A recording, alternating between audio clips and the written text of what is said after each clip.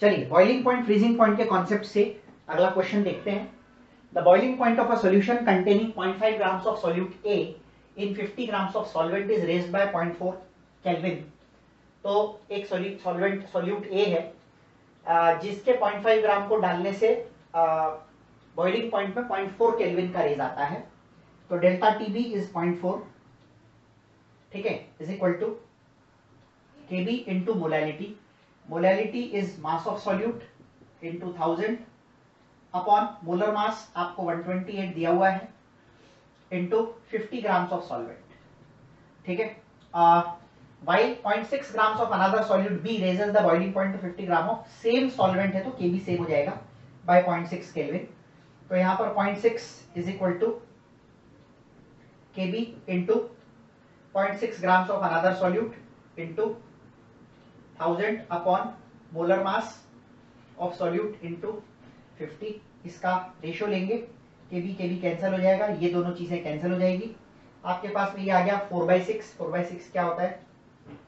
2/3 is equal to 0.5 by 128 into m1 by 0.6, ठीक है।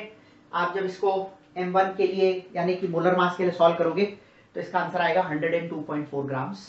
इसको फर्दर सॉल्व करने का काम आपका है, ठीक है।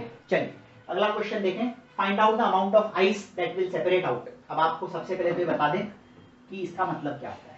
देखो एक सिंपल सी चीज होती है कि कितनी आइस बन जाएगी, बाहर निकल जाएगी पानी में से। आपने एक सॉल्यूशन बनाया, ठीक है, और आपने सॉल्यूशन बनाया है 1000 ग्राम ग्लाइकोल को 6 लीटर पानी के अंदर डाल दिया और वाटर को कूल किया -6 डिग्री तक। सबसे पहली चीज तो ये है, आपको ये देखना है कि -6 डिग्री के कूलिंग के लिए, ठीक है, 6 लीटर पानी की आवश्यकता है क्या, ठीक है। अगर है तो आइस बाहर नहीं निकलेगी, यानी एक्स्ट्रा अमाउंट ऑफ वाटर जो इसमें है, मान लो 6 लीटर पानी बोला है यहाँ पर, अगर 6 लीटर पानी की जरूरत है तो आइस सेपरेट नहीं होगा। लेकिन अगर 6 लीटर पानी की जरूरत ही नहीं है तो सबसे पहला काम तो आपको करना पड़ेगा, ये निकालना पड़ेगा कि एक्चुअली कितने पानी की जरूरत है, ठीक है। चलिए इसमें फॉर्मूला वही लगेगा, delta t f is k f into m. Delta t f हमें 6 डिग्री का डिप्रेशन चाहिए, ठीक है, is equal to delta t f is equal to k f. पानी के लिए के एफ की वैल्यू जो है 1.86 होती है, ठीक है। और एम मोलैलिटी के लिए वो कह रहा है 1000 grams of glycol, so this is 1000, ठीक है, 1000 grams of glycol, molar mass of glycol is 62 and this is the mass of solute in mass of solvent in kg, ठीक है। अब आप यहां पर देखो, यहां से पॉइंट हटाएंगे तो ये 2 0 कैंसिल हो जाएंगे, 62 से ये 3 टाइम्स जाएगा, 30 और 6। तो अगर अपन mass of solute actually required solvent actually required की बात करें तो यहां पर 5 kg आ रहा है। 5 kg वाटर एक्चुअली यहां पर रिक्वायर्ड होगा, ठीक है। Amount of ice that will separate out when a solution containing this, अब देखो समझो, 5 kg is 5 litre of water, क्योंकि डेंसिटी ऑफ वाटर जो है 1 ग्राम पर ml होती है। 6 लीटर आपने लिया है, लेकिन आपको 6 लीटर की जरूरत नहीं है, आपको जरूरत 5 लीटर की है, यानी 1 लीटर एक्स्ट्रा है, ठीक है। तो एक्स्ट्रा कितना हो गया? एक्स्ट्रा हो गया 6 - 5 दैट इज 1 लीटर, और ये 1 लीटर या 1 kg जो है will separate out. Very simple. आपको करना क्या है, सबसे पहले हमारा बेसिक फॉर्मूला लगाकर ये निकालना है कि एक्चुअली 6 आपको ये चेक करना है एक्चुअली कि 6 डिग्री का डिप्रेशन लाने के लिए क्या हमें वाकई 6 लीटर पानी की जरूरत है। तो यहां से आपको amount of water in KG मिल जाएगा, और जो हमने यहां पर कैलकुलेट किया तो 5 kg आ रहा है, 6 नहीं आ रहा। इसका मतलब उस सॉल्यूशन में 6 kg वाटर है, हमें जरूरत 5 की है, 1 kg यानी 1 लीटर पानी एक्स्ट्रा है। तो जो एक्स्ट्रा वाला पानी है वो बाहर निकल जाएगा, क्योंकि जब तक वो बाहर नहीं निकलेगा तब तक यहां 6 डिग्री के डिप्रेशन की कंडीशन सेटिस्फाई नहीं हो सकती है। And that is the reason आपको सबसे पहले ये निकालना है कि एक्चुअल रिक्वायरमेंट कितनी है। और जो दिया है गिवन माइनस एक्चुअल करोगे तो आपको पता चलेगा how much ice separated out is given value of amount of solvent minus actual requirement. कैसे करोगे तो क्वेश्चन बहुत आसानी से सॉल्व हो जाएगा। चलिए अगला क्वेश्चन आपका होमवर्क है, बट मैं आपको फिर भी एक हिंट जरूर दूंगा इसके लिए।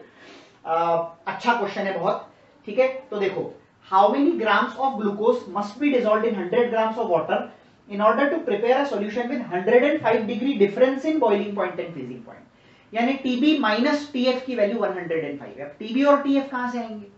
ऑफ कोर्स ये डेल्टा TB से आएंगे। देखो डेल्टा TB जो होता है ये होता है TB minus TB not. Delta TB is equal to KB into M। M is molality, ठीक है। और दूसरा जो फॉर्मूला है TF not minus TF that is equal to KF into molality. ये है इक्वेशन 1, ये है इक्वेशन 2। आप 1 + 2 कीजिए। जब आप इन दोनों को जोड़ोगे तो TB माइनस TF जो आपको दिया हुआ है 105 आ जाएगा। और यहां अगर आप देखोगे तो TF not minus TB not, TF not 0 होता है, माइनस TB नॉट मतलब 100 हो जाएगा। तो जब आप इन दोनों इक्वेशंस को जोड़ोगे तो ये एक्चुअली ऐसा आएगा TB माइनस TF, ठीक है, TB minus TF plus TF not minus TB not is equal to KF plus KB into M। ये 105 है, ये -100 है, तो ये 5 हो जाएगा is equal to KF plus KB। KF की वैल्यू 1.86, KB की वैल्यू 0.52, ये आपको ध्यान रखनी पड़ेगी। मोलैलिटी में मास ऑफ सॉल्यूट आपको निकालना है इन 2000 अपॉन ग्लूकोज के लिए नीचे 180 और वाटर 100 ग्राम्स है, तो मास ऑफ सॉल्यूट 100 ग्राम्स आपको यहाँ पर मिल जाएगा। इस क्वेश्चन को आप आगे सॉल्व कीजिए और चेक कीजिए आपका आंसर 37.8 आना चाहिए। ये आपके रेफरेंस के लिए मैंने दिया है, ठीक है। अगले दो क्वेश्चन भी होमवर्क हैं, बहुत आसान आसान क्वेश्चन हैं। लेंदी जरूर है लेकिन आसान है, ठीक है। लेंदी है, डिफिकल्ट नहीं है। कैलकुलेटिव पार्ट है, इसका फालतू का कैलकुलेशन करके हम टाइम वेस्ट नहीं करें। इसके लिए लेटेंट हीट ऑफ फ्यूजन, आपको याद है लेटेंट हीट ऑफ फ्यूजन हमने KF के फॉर्मूले में लिखा था L फ्यूजन, ठीक है ना, mRTB not the whole square, ठीक है। तो RTB नॉट, तो RTB not the whole square by latent heat of fusion in 2000, ये फॉर्मूला है। R की वैल्यू कैलोरी में लेनी है तो 2 लोगे। TB नॉट की वैल्यू यानी 273 केल्विन है, तो केल्विन में लिखना, ध्यान रखना 273 का square upon latent heat of fusion 80 दे रखा है इन 2000। इसको सॉल्व कीजिए, आपको आंसर मिलना चाहिए 1.86। ये तो हालांकि ऐसे क्वेश्चन पूछे नहीं जाते, बट फिर भी कभी किसी अननोन सॉल्वेंट का आपको पूछ ले तो आपको पता होना चाहिए कि क्वेश्चन को सॉल्व कैसे किया जाता है। ये क्वेश्चन अगर आपने कर लिया 11th वाला, तो आपको इस चैप्टर से रिलेटेड हर तरह के कैलकुलेशन की प्रैक्टिस हो जाती है। Vapour pressure of an aqueous solution of cane sugar is 727, pure water is this. तो P नॉट और P दे रखे हैं, तो P not minus P upon P not is x1, तो ये mole fraction of the solute हो जाएगा। 1 माइनस x1 करोगे तो mole fraction of the solvent हो जाएगा। इससे आप मोलैलिटी निकाल सकोगे, क्योंकि मोलैलिटी और मोल फ्रैक्शन का रिलेशन हमें पता है। मोलैलिटी निकाल लेंगे तो डेल्टा TB आ जाएगा, because delta TB is KB into M। उसी तरह से डेल्टा TF आ जाएगा, because delta TF is KF into M। तो सारी चीजें आपको इस तरीके से मिल जाएगी। और बॉइलिंग पॉइंट और फ्रीजिंग पॉइंट भी आपको पूछा है, तो एक बार आपको एलिवेशन पता चल गया कितने का है, तो उसको 100 में जोड़ दीजिए वाटर के लिए। और फ्रीजिंग पॉइंट की बात करें तो उसे 0 में से माइनस कर लीजिए फ्रीजिंग पॉइंट के लिए, ठीक है। तो ये दोनों क्वेश्चंस और इनके आंसर्स आपको यहाँ पर ब्लू में मैंने फॉर रेफरेंस दे दिए हैं। इसका भी आंसर आपको दे दिया है और इसका भी आंसर आपको दे दिया है। तीनों क्वेश्चन आपको सॉल्व करने हैं। हिंट में आपको ऑलरेडी दे चुका हूं कैसे करना है, तो आई डोंट थिंक अब इसमें कोई प्रॉब्लम आपको आनी चाहिए। इसको सॉल्व कीजिए, कोई डाउट है तो डाउट ग्रुप्स पे पूछिए, ठीक है। चलिए, अब यहां पर हमारा बॉइलिंग पॉइंट फ्रीजिंग पॉइंट खत्म हो जाता है, एलिवेशन और डिप्रेशन। अब हमारे पास में एक लास्ट कॉलिगेटिव प्रॉपर्टी और बचती है, और वो जो कॉलिगेटिव प्रॉपर्टी है वो है ऑस्मोटिक प्रेशर, जिसके बारे में अब अपन नेक्स्ट सेक्शन के अंदर बात करेंगे। ओके, सो बच्चों, the next topic is osmotic pressure, the last colligative property. हमने 3 पढ़ ली, relative lowering of vapour pressure, elevation in boiling point, depression in freezing point. Let us come to the osmotic pressure. होता क्या है? Osmotic pressure को समझने के लिए सबसे पहले हमें ऑस्मोसिस को समझना पड़ेगा। ऑस्मोसिस क्या है? हालांकि आपने बायोलॉजी के अंदर आई गेस ऑस्मोसिस के बारे में पढ़ा होगा। Plant movements, plant water relations में बेसिकली हम इसको पढ़ते हैं। मैं आपको फटाफट से बता देता हूं, एक एग्जांपल लेकर समझेंगे। देखो, ऑस्मोसिस एक डिफ्यूजन का ही एक स्पेशल केस है। फर्क ये है कि डिफ्यूजन गैसेस में होता है, यहां पर भी आप डिफ्यूजन बोल सकते हो, लेकिन osmosis takes place through a semi permeable membrane. ठीक है, मैंने 2 बीकर लिए हैं, या यूं कहें एक बीकर लेकर उसको डिवाइड कर दिया बीच में से with the help of a semi permeable membrane, और एक साइड मैंने 10% किसी भी चीज का सॉल्यूशन ले लिया और दूसरी साइड मैंने 20% किसी भी चीज का सॉल्यूशन ले लिया। ठीक है, अब अगर आप 10% ग्लूकोज बोलते हो तो 10 ग्लूकोज 90 पानी, 20% बोलते हो तो 20% ग्लूकोज 80 पानी। तो यहां 90% पानी है, यहां 80% पानी है। ठीक है, ध्यान रखना, डिफ्यूजन हमेशा सॉल्वेंट का होता है। ठीक है, यानी जब ऑस्मोसिस की बात होती है तो सॉल्वेंट मूव्स। सेमी परमिएबल का मतलब होता है आधा permeable, so it is only permeable to solvent and not to solute. कभी भी इस एंड से उस एंड पर सोल्यूट नहीं जाएगा, हमेशा सॉल्वेंट ही जाएगा। इस बात का आपको ध्यान रखना है। क्लियर है? तो ये बात अपने को ध्यान रखनी है, सॉल्वेंट ही मूव करेगा।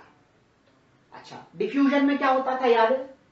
डिफ्यूजन में कोई भी चीज अपने हायर कॉन्सेंट्रेशन से लोअर की तरफ जाती है, और यहां अगर अपन सॉल्वेंट के रेस्पेक्ट में बात करें तो ऐसा ही होता है। देखो यहां पर अगर अपन इसको मान लीजिए ग्लूकोज बोल देते हैं, और ये भी अगर ग्लूकोज है, तो यहां पर 90% पानी है और यहां पर 80% पानी है। अब पानी का मूवमेंट होगा क्योंकि सॉल्वेंट है, और वो अपने हायर से लोअर की तरफ ही होगा। पानी का हायर कॉन्सेंट्रेशन यहां है और लोअर कॉन्सेंट्रेशन यहां है। ठीक है, अब आप इसको दूसरे टर्म्स में भी बोल सकते हैं। जहां सॉल्यूशन की कॉन्सेंट्रेशन कम होती है, वहां से पानी उस तरफ जाता है जहां सॉल्यूशन की कॉन्सेंट्रेशन ज्यादा होती है। सो ऑस्मोसिस की डेफिनेशन बोल रहा हूं, ध्यान रखिएगा, ये बहुत इंपॉर्टेंट है। Osmosis is defined as the movement of solvent particles. चाहो तो आप लिख सकते हो, I repeat, osmosis is defined as the movement of solvent particles from lower concentration of solute या solution to higher concentration। solute का concentration अगर lower होगा तो उसी के basis पर solution की concentration define होती है। so the lower concentration of solution to higher concentration of solution, अगर solvent का movement यानी water का movement हो रहा है across a semi permeable membrane, तो इसे हम ऑस्मोसिस कहते हैं। अब आप ध्यान देना, अगर आपको क्वेश्चन में सॉल्वेंट के रेस्पेक्ट में बात करेंगे तो आपको कहेंगे it is the movement of molecules of solvent from its higher concentration to lower. जब तक ये वर्ड इट्स नहीं आएगा, from higher concentration to lower बोले तो its not it's.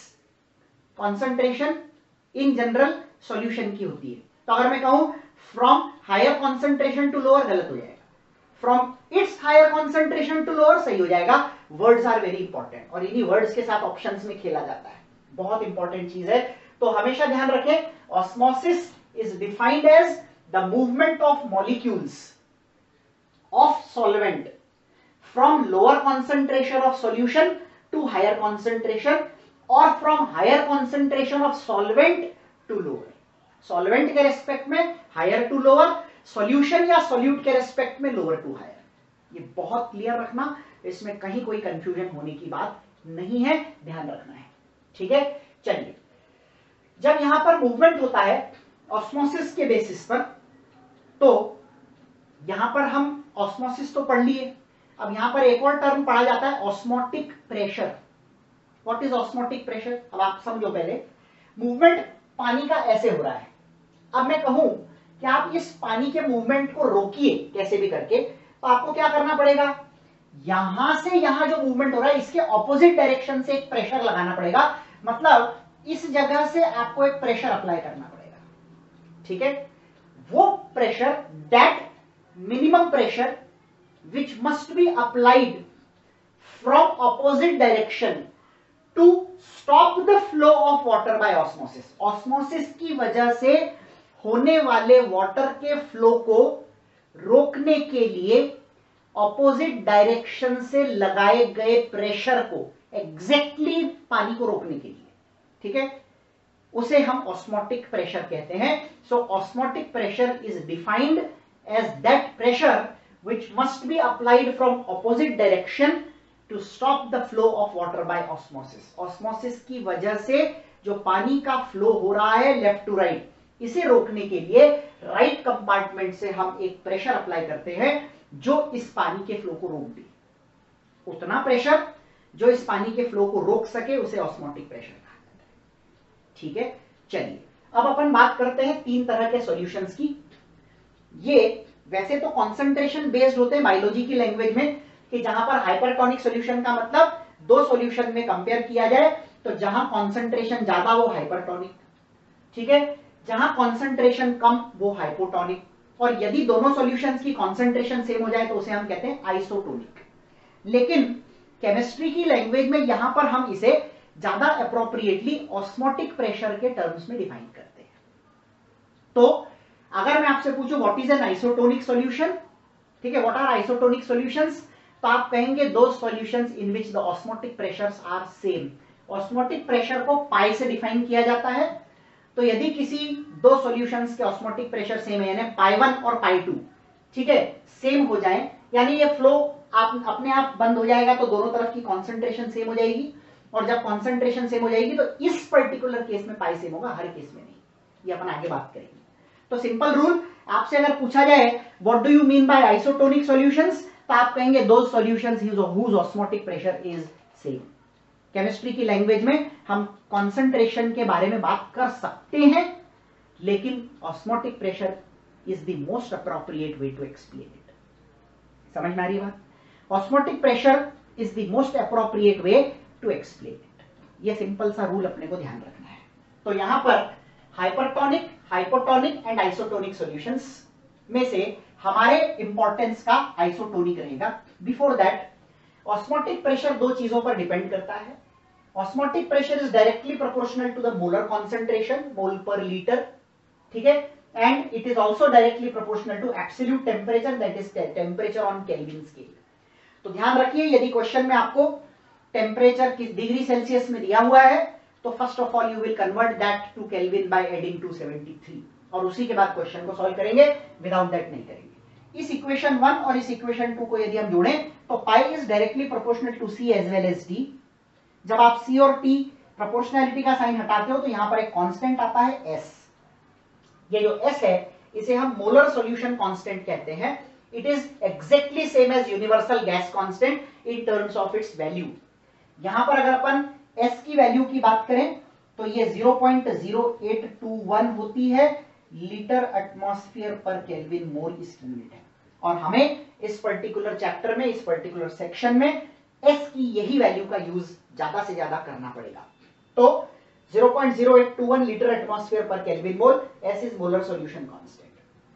Pi is equal to CST, C is N/VST, और V यहां पर लीटर में लेना है. Number of moles per unit volume and where volume is taken in litres, तो ये मोलर कॉन्सेंट्रेशन हो जाएगा. अब V को आप उधर ले जाइए तो इक्वेशन बनेगी pi V is equal to NST. आपको याद होगा हम यूनिवर्सल गैस कांस्टेंट जब पढ़ रहे थे तो वहां पर हम एक इक्वेशन पढ़ते हैं, आइडियल गैस इक्वेशन, और आइडियल गैस इक्वेशन होती है PV is equal to NRT. Pi V is equal to NST is same as PV is equal to NRT, where P is replaced by pi. वो pressure होता है gas का, ये osmotic pressure है. वहां पर हम इसे, यहां पर हम इसे मोलर सॉल्यूशन कांस्टेंट कहते हैं, वहां पर हम इसे यूनिवर्सल गैस कांस्टेंट कहते हैं. ठीक है, ये ध्यान रखना. चलिए, अब मैं यहां पर आइसोटोनिसिटी के बारे में बात कर रहा था, मैंने आपको बोला था ये हमारे लिए इंपॉर्टेंट होगा. तो let us talk about the conditions of isotonicity. What is condition of isotonicity? Primary condition क्या है? पहली बात तो प्राइमरी कंडीशन हमेशा अप्लाई होगी. यदि मैं कहूं कि मेरे पास दो सॉल्यूशन है और वो आइसोटोनिक है, तो always pi 1 is equal to pi 2. ये फिक्स है कि पाई 1 और पाई 2 हमेशा इक्वल ही होंगे. यानी आंख मीच के अगर क्वेश्चन कहे the two solutions are isotonic, first of all write pi 1 is equal to pi 2. ठीक है. दूसरी कंडीशन नॉट ऑलवेज एप्लीकेबल रहती है, कभी कभी अप्लाई हो सकती है, C1 is equal to C2. कब अप्लाई हो सकती है? इसमें दो कंडीशंस हैं. एक ये अप्लाई तब हो सकती है जब दो सॉल्यूशंस जो बने हुए हैं उनमें दिए हुए सॉल्यूट नॉन डिसोसिएटिव टाइप के हों, एक में ग्लूकोज दूसरे में सुक्रोज, एक में ग्लूकोज दूसरे में यूरिया, एक में ग्लूकोज दूसरे में फ्रक्टोज, एक में यूरिया दूसरे में ग्लूकोज, यानी पानी में जाकर जो न टूटे, अगर दोनों सॉल्यूशन उसके बने हुए हैं, ठीक है, एट अ गिवन टेम्परेचर, तो C1 is equal to C2 apply होगा, अदरवाइज नहीं।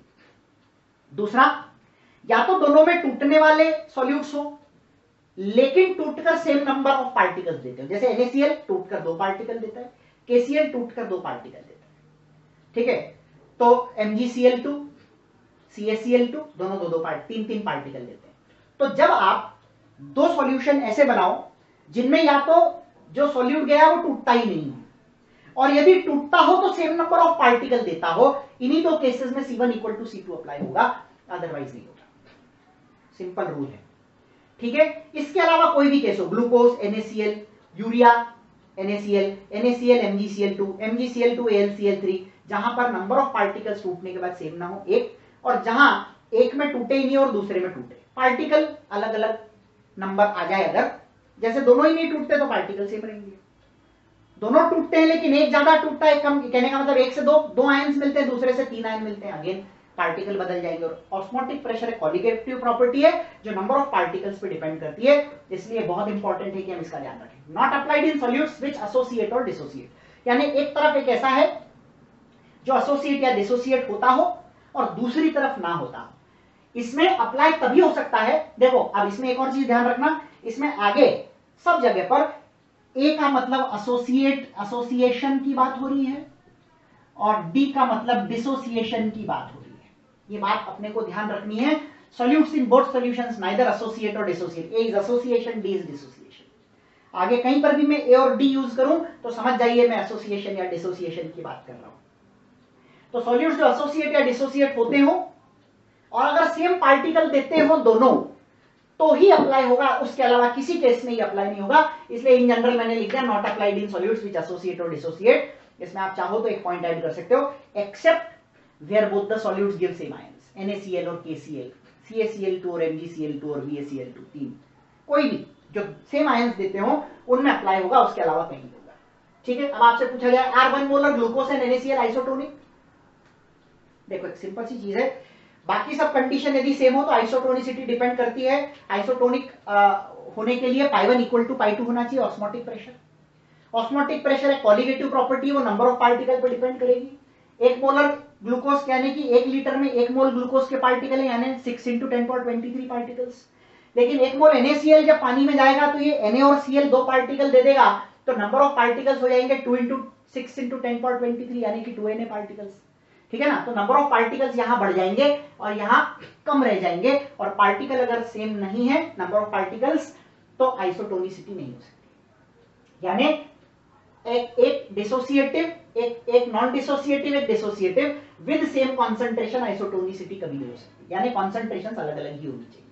या फिर यहां पर C1 और C2 तो सेम नहीं होंगे, लेकिन C1 is equal to IC2 होगा। ये I क्या है? ये I आपको ये बताता है कि जिस डिसोसिएटिव सॉल्यूट की हम बात कर रहे हैं वो टूटकर कितने आयंस देता है। I की वैल्यू आपको वहां से पता लगती है। 1 मोल ये आपको कितने मोल आयंस देगा। जैसे मैं I की वैल्यू NaCl के लिए बोलूं तो 2 देता है, क्योंकि 1 मोल NaCl टूटकर 2 मोल आयंस देता है, 1 मोल Na+ और 1 मोल Cl-। तो यहां पर C1 is equal to IC2 होगा। अब हम यहां I की बात करने जा रहे हैं, और यहीं से हम एक कॉन्सेप्ट को शुरू करते हैं, abnormal molar masses. Now what is abnormal molar mass? देखो अगर कोई चीज एसोसिएट हो गई तो मोलर मास डबल हो गया। सॉल्यूशन में जाकर ऐसा हो रहा है, लेकिन हम तो वही मान के चल रहे हैं कि इसमें कुछ नहीं हुआ, क्योंकि एसिड, मान लो एसिटिक एसिड लिया, मैंने आपको फॉर्मेलिटी में बताया था एसिटिक एसिड डाइमराइजेस इन बेंजीन, तो वो डाइमर बन गया तो उसका मोलर मास एक्चुअली डबल हो गया solution, that is abnormal. Normal molar mass 120 थोड़ी होता है, नॉर्मल मोलर मास तो एसिटिक एसिड का 60 होता है, लेकिन जब वो डाइमर बना लेता है तो उसका मोलर मास हम 120 कंसीडर करते हैं, ये हमने फॉर्मेलिटी में भी किया है। तो यहां पर एबनॉर्मल मोलर मासेस को समझने के लिए हम एक फैक्टर के बारे में बात करते हैं, this is known as van't टॉस factor of I। This helps you understand कि 1 मोल कोई भी चीज आपको सॉल्यूशन में कितने मोल आयंस देती है या कितने नंबर ऑफ पार्टिकल्स देती है। I की वैल्यू 1 हो तब होती है जब देयर इज नो एसोसिएशन और डिसोसिएशन, किसी सॉल्यूशन में जाकर अगर एसोसिएशन या डिसोसिएशन नहीं है तो आप कह सकते हो कि आई की वैल्यू 1 होगी। आई की वैल्यू ग्रेटर देन 1 तब होती है जब कोई पार्टिकल डिसोसिएट हो। हमेशा आई की वैल्यू ग्रेटर देन 1 ही होगी अगर कोई पार्टिकल सॉल्यूशन में जाकर टूट जाता है। So if it dissociates I is greater than 1, if it associates I is less than 1। Question में आता है कि आई की वैल्यू कैसे निकाली जाए, आई की वैल्यू कैसे निकाली जाए। तो इसके लिए मैं आपको पहले स्ट्रॉन्ग की बात कर लेता हूं, स्ट्रॉन्ग के अंदर डिसोसिएशन और एसोसिएशन कैसे होता है। फिर वीक की बात करेंगे कि वीक के अंदर डिसोसिएशन एसोसिएशन कैसे होता है, आई की वैल्यू कैसे अफेक्ट करती है। सबसे पहले strong. What are strong electrolytes, की हम सब जानते हैं, आयनिक इक्विलिब्रियम में पढ़ते हैं कि स्ट्रॉन्ग इलेक्ट्रोलाइट्स वो होते हैं जो 100% डिसोसिएट होकर आयंस दे दे सॉल्यूशन के अंदर। सॉल्यूशन के अंदर 100% डिसोसिएट होकर आयंस देने वालों को स्ट्रॉन्ग कहा जाता है। यानी उसमें जितने पार्टिकल दिखेंगे वो पूरे निकलेंगे, 100% डिसोसिएशन। ठीक है, तो डिसोसिएशन के केस में कैसे निकालोगे आई की value? It is the number of ions पर मोल। एक मोल किसी भी चीज से कितने आयन मिल रहे हैं वो उसका आई है। फॉर एग्जांपल NaCl, एक मोल NaCl 2 मोल देता है, एक Na प्लस एक Cl माइनस, Al2SO4 थ्राइस 5 देता है। यहां पर ये एक एक्सेप्शन है और ये एक बहुत इंपॉर्टेंट केमिकल रिएक्शन है, इसका ध्यान रखिएगा। दोनों पॉइंट बहुत इंपॉर्टेंट है। Hg2Cl2 देखकर हमें पहली बार में ये लगता है कि ये 4 आयन देता होगा, लेकिन एक्चुअली ये Hg2 देता है, दैट इज मर्क्यूरस आयन। ठीक है, और 2 Cl माइनस, तो एक Hg2 यानी कि डाइमर के फॉर्म में एग्जिस्ट करता है, Hg2 और 2 Cl माइनस, तो टोटल आयन 3 निकलते हैं, 4 नहीं। ठीक है, Al2SO4 थ्राइस के अंदर 5 होते हैं, NaCl के अंदर 2 होते हैं। अब ये कई बार आपको क्वेश्चन कहा जाता है, if a solution of Ki is added to a solution of HgI2 what happens. तो वैसे अगर अपन देखें तो Ki डिसोसिएट होकर 2 आयंस देता है, HgI2 डिसोसिएट होकर 3 आयंस देता है। अगर मैं इसके 2 मोल मान लूं तो टोटल आयन 7 हो जाते हैं। लेकिन जब इनकी रिएक्शन हो जाती है, ये दोनों रिएक्ट कर जाते हैं सॉल्यूशन में, अगर ये रिएक्ट नहीं करते तो टोटल आयन जो आपको मिलते हैं Ki 2 मोल Ki की वजह से 4 और HgI2 की वजह से 3, 4 और 3 7। लेकिन ये रिएक्ट करके एक कॉम्प्लेक्स बनाते हैं K2HgI4, और K2HgI4 में आप जानते हो कि ये जो कॉम्प्लेक्स वाला आयन होता है ये कभी भी टूटता नहीं है।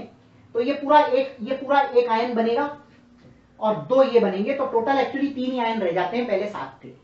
इसलिए आप कह सकते हो कि ये डिसोसिएट होकर जब पार्टिकल देता है तो number of particles actually decrease in comparison to original. Original की तुलना में यहां पार्टिकल्स डिक्रीज हो जाते हैं। ठीक है, तो जब पार्टिकल डिक्रीज हो जाएंगे तो पार्टिकल के डिक्रीज से कॉलिगेटिव प्रॉपर्टी की वैल्यू में भी डिक्रीज देखने को मिलता है। तो क्वेश्चन आप उस हिसाब से सॉल्व कीजिएगा। ठीक है, इसमें न्यूमेरिकल नहीं आता, लेकिन थ्योरेटिकल क्वेश्चन आपको मॉड्यूल में मिल जाएंगे, आप देखोगे तो आपको समझ में आएगा। ठीक है, चलिए अब आते हैं the case of association. What happens in case of association? Association का एक एग्जांपल हम ऑलरेडी पढ़ चुके हैं, organic acids in benzene, carboxylic acid CH3COOH C6H5COOH। आपको याद होगा मैंने बोला था, ये इक्वेशन वहां पे भी लिखी थी कि इट डाइमराइजेस इन बेंजीन। ये यहां पर C6H6 हो जाएगा, बेंजीन के अंदर ये डाइमर बनाता है। ठीक है, अब ये डाइमर बन गया, तो I की वैल्यू कैसे निकालोगे? तो ये फॉर्मूला है I is given by 1/n where n is the number of particles associating. जैसे एसिटिक एसिड में 2 पार्टिकल एसोसिएट हो रहे हैं, डाइमर बना रहा है, तो n की वैल्यू 2 होगी। अगर मान लो किसी केस में 3 पार्टिकल एसो 3A गिव्स यू A3, तो 3 पार्टिकल अगर एसोसिएट हो रहे हैं तो it is forming a trimer, तो n की वैल्यू यहां 3 हो जाएगी, I की वैल्यू 1/3। 4 पार्टिकल अगर एसोसिएट हो गए तो I की वैल्यू 1/4 हो जाएगी। इस तरह से क्वेश्चंस जो हैं आपको पूछे जा सकते हैं। तो बी वेरी केयरफुल, क्वेश्चन को पढ़ते समय ध्यान रखिए कि डाइमर बना रहा है, ट्राइमर बना रहा है, टेट्रामर बना रहा है। डाइमर के लिए 2, ट्राइमर के लिए 3, टेट्रामर के लिए 4 एक्सेट्रा, और फॉर्मूला होगा 1/n। या सीधे सीधे n होता है, it is the number of particles you get after dissociation. ठीक है, चलिए ये कुछ फॉर्मूले हैं, ये आपको डायरेक्ट पूछे जा सकते हैं। न्यूमेरिकल प्रॉब्लम्स में इनका यूज करने की कोई जरूरत नहीं है, एनसीईआरटी में भी दिए, आप चाहें तो देख सकते हैं। Normal molar mass upon abnormal molar mass, आपको एक एग्जांपल देकर समझाता हूं इसका मतलब क्या है। जैसे अगर अपन बेंजीन वाला ही केस ले लें, एसिटिक एसिड इन बेंजीन वाला केस लें, तो एसिटिक एसिड का नॉर्मल मोलर मास होता है 60। Abnormal molar mass in case is because of formation of dimer, और डाइमर बनने के बाद में 120 इसका मोलर मास हो जाता है, तो 60/120 इज 1/2। ठीक है, अब अगर आप यहां से देखो तो डाइमर बनता है तो n की वैल्यू 2 1/2 होता है। इस तरह से इसका यूज कर सकते हैं, बट इसका यूज मत करें, ये शॉर्ट ट्रिक है, सीधे सीधे इसका यूज कीजिए। अच्छा, नॉर्मल बोले तो थियोरेटिकल या कैलकुलेटेड एक ही बात होती है। कई फॉर्मूलों में नॉर्मल की जगह थियोरेटिकल या कैलकुलेटेड लिखा जाता है, एबनॉर्मल की जगह एक्सपेरिमेंटल या ऑब्जर्व लिखा, क्योंकि एक्सपेरिमेंट एबनॉर्मल का मतलब एक्सपेरिमेंटली जब पता लगाओगे तो ही पता लगेगा कि आपको क्या एसोसिएशन हो गया है, ठीक है ना। तो आई का दूसरा formula observe colligative property upon calculated colligative property. Observe colligative property मतलब एक्सपेरिमेंटल, ठीक है। मोलर मास और इसके फॉर्मूले में उल्टा होता है, क्योंकि आप किसी भी फॉर्मूले को देखोगे कॉलिगेटिव प्रॉपर्टी के तो आप ये फाइंड करोगे कि it is inversely proportional to the molar mass of solute. तो observed colligative property upon calculated colligative property. और यहां पर i total number of moles of particles after dissociation divided by total number of moles of particles before dissociation. तो यहां पर देखो after dissociation 3 particle बने, before 1 थे तो 3/1 इज 3। तो ये वाला जो है ये हम यूजुअली डिसोसिएशन के लिए यूज करते हैं, ये वाला हम यूजुअली एसोसिएशन के लिए यूज करते हैं। This is a common one. किसी भी तरह से कॉलिगेटिव प्रॉपर्टीज निकाल के उनका रेशो निकालना होता है। तो ये तो हो गया स्ट्रॉन्ग इलेक्ट्रोलाइट में जब एसोसिएशन और डिसोसिएशन होता है तो उसको कैसे सॉल्व किया जाता है। नेक्स्ट सेक्शन में हम लोग वीक इलेक्ट्रोलाइट्स के बारे में बात करेंगे। Okay, so next van't Hoff's factor for weak electrolytes कैसे निकाला जाए, उसके लिए सिंपल फॉर्मूले हैं, आपको फॉर्मूले याद रखने हैं। Why is it different from strong electrolyte, तो आयनिक इक्विलिब्रियम में आप ऑलरेडी पढ़ चुके हैं कि जो स्ट्रॉन्ग इलेक्ट्रोलाइट्स होते हैं उनके अंदर 100% डिसोसिएशन होता है। So the degree of dissociation is 1, और डिग्री ऑफ डिसोसिएशन जब 1 होता है तो आई की वैल्यू सीधे नंबर ऑफ पार्टिकल से निकाली जा सकती है। लेकिन वीक इलेक्ट्रोलाइट के केस में ऐसा नहीं होता। The value of degree of dissociation is always less than 1, और जब वो लेस देन 1 होगा तो मान लो सपोज एसिटिक एसिड ले लें, तो एसिटिक एसिड टूटकर एसिटेट आयन और H+ आयन देता है, वो मान लिया। अगर ये स्ट्रॉन्ग इलेक्ट्रोलाइट होता तो आई आप 2 बोल देते, लेकिन for acetic acid because it is a weak electrolyte the value of I will be less than 2, because वो 100% डिसोसिएट नहीं होता, इनफैक्ट वो बहुत कम डिसोसिएट होता है। तो उसके लिए सिंपल फॉर्मूले हैं, उनको आपको सीधे याद रखना है। डिसोसिएशन के लिए alpha is equal to I-1 upon N-1। N total number of ions जो डिसोसिएट होकर आपको मिलेंगे उस पर्टिकुलर चीज, जैसे एसिटिक एसिड से टोटल आयन 2 मिलते हैं तो N की वैल्यू 2 रखोगे आप। Alpha is the degree of dissociation, कितना एक्सटेंट तक वो डिसोसिएट हुआ, और उसको परसेंटेज अल्फा से आप रिलेट कर सकते हैं। कभी कभी आपको बोलते हैं the degree of dissociation is 30%, कभी भी ध्यान रखिएगा ये जो अल्फा आप यहाँ रखोगे परसेंटेज में नहीं होगा। So percentage divided 30 divided by 100 that is 0.3 यहाँ पर आपको रखना है। एसोसिएशन के लिए ये फॉर्मूला n की जगह 1/n हो जाता है, बाकी सब कुछ सेम है। Where n is the number of particles associating और डिसोसिएटिंग। डाइमर के लिए 2 ट्राइमर, जैसे अपन ने पिछले सेक्शन में किया था बिल्कुल वैसा ही, ठीक है। n is the number of molecules associating, कितने मॉलिक्यूल एसिटिक एसिड के एसोसिएट हो रहे हैं 2, तो डाइमर n की वैल्यू 2। कोई चीज के 3 एसोसिएट हो रहे हैं तो ट्राइमर 3। और इसी सब के बेसिस पर कॉलिगेटिव प्रॉपर्टी को आई के बेसिस पर मॉडिफाई करना होता है। हमने जो चारों कॉलिगेटिव प्रॉपर्टी पढ़ी, आपको कुछ नहीं करना है, उनके फॉर्मूलों में आगे एक फैक्टर आई लगा देना है, that will actually give you the exact number of particles you get in the solution. तो P0 minus P upon P0 is x1 था, तो ये IX1 हो जाएगा। Delta TB is KB into M था, तो IKBM हो जाएगा। Delta TF is KF into M है, तो IKFM हो जाएगा। Pi is equal to ICST हो जाएगा। This is very simple. अब आप जब भी फॉर्मूला यूज करें और ये देखें कि कोई इलेक्ट्रोलाइट है, यानी कि जो एसोसिएट या डिसोसिएट होता है एनीथिंग, तो आई को इंट्रोड्यूस करना जरूरी होगा।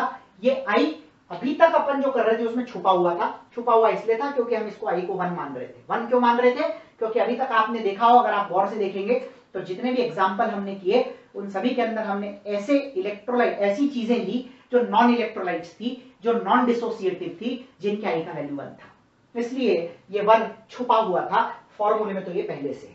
लेकिन शुरू में जो फॉर्मूला हमने लिखा है, we considered we are talking about non dissociative compounds, non electrolytes आप ऐसा कह सकते हो, जो पानी में जाकर ना तो एसोसिएट होते हैं और ना डिसोसिएट, और ऐसे केस में आई की वैल्यू 1 रखी जाती है। ये रहा। चलिए अब आपको मैं ये भी बता दूं, इस पे बेस्ड क्वेश्चंस भी हम करेंगे आगे। तो कुछ इंपॉर्टेंट रिलेशन है कॉन्सेंट्रेशन का चारों कॉलिगेटिव प्रॉपर्टी के साथ में, और उनका जो ओरिजिनल फैक्टर है उसके साथ में, जैसे vapour pressure. Vapour pressure concentration जैसे जैसे आप बढ़ाते हो, ठीक है, हमने पढ़ा वेपर प्रेशर डिक्रीज होता है, तो vapour pressure is inversely proportional to concentration. और कॉन्सेंट्रेशन आप जैसे जैसे, कॉन्सेंट्रेशन का एक फॉर्म मोल फ्रैक्शन है, ये जैसे जैसे आप बढ़ाते हो relative lowering of vapour pressure बढ़ता है। तो concentration and relative lowering are directly proportional and they both are inversely proportional to vapour pressure. ठीक है, ये बात आपको ध्यान रखनी होगी। इस पे बेस्ड न्यूमेरिकल्स, इस पे बेस्ड कॉन्सेप्चुअल क्वेश्चंस आपको पूछे जाते हैं। फ्रीजिंग पॉइंट जितना कम होगा इसका मतलब डिप्रेशन उतना ज्यादा हुआ है। जितना ज्यादा कॉन्सेंट्रेशन होता है, मोलैरिटी कॉन्सेंट्रेशन है यहाँ पर, जितना ज्यादा होता है उतना ही डेल्टा टी भी ज्यादा होता है। जितना डेल्टा टी भी ज्यादा होता है उतना ही बॉइलिंग पॉइंट के केस में डायरेक्ट होते हैं, फ्रीजिंग पॉइंट के केस में इनवर्स होते हैं। यानी सिंपल सा रूल ध्यान रखना है, there are two colligative properties या two properties, vapor pressure and freezing point. They will be inversely proportional to their colligative properties, and there are boiling point and pi, they are directly proportional to concentration. ठीक है, vapour pressure और freezing point inversely proportional to concentration होगा। ठीक है, और boiling point और osmotic pressure directly proportional to concentration होंगे। ये बात आप ध्यान रखिए, आगे क्वेश्चन करेंगे तो उसमें भी मैं आपको समझाऊंगा इसको कैसे अप्लाई करते हैं। Let us start with the questions related to this section, जिसमें आपका बेसिक ऑस्मोटिक प्रेशर भी आ जाएगा और आई फैक्टर पे बेस्ड क्वेश्चंस भी आ जाएंगे। चलिए, find the pi of a solution containing 18 grams of glucose in 1 litre solution. Pi glucose की बात हो रही है, it is non electrolyte, so simple CST लगेगा। Concentration is number of moles per unit volume, molar concentration रखनी पड़ेगी।